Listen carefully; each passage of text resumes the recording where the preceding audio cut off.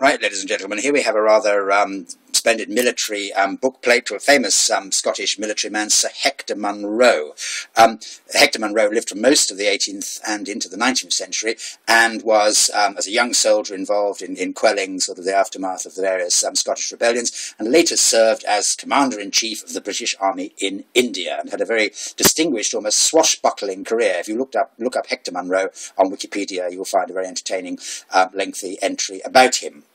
And there is his bookplate, looking to be from around the 1790s or 1800. I think he died in 1805 or a bit later than that. The bookplate formed part of the celebrated Dorling collection. Arthur W. Dorling was one of Britain's greatest book collectors, and he died in 1984, but his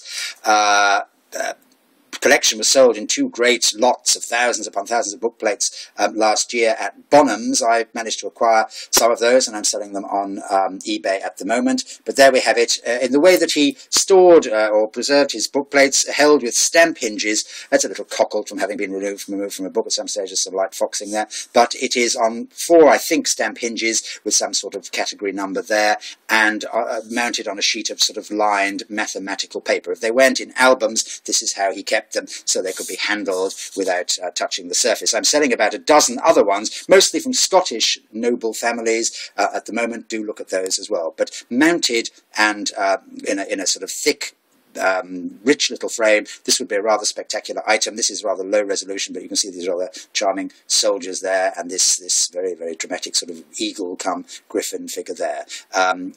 Late 18th century, early 19th century, late 18th century probably, bookplate for Sir Hector Munro, great soldier, Commander-in-Chief of the Army in India. Thanks so much. Bye.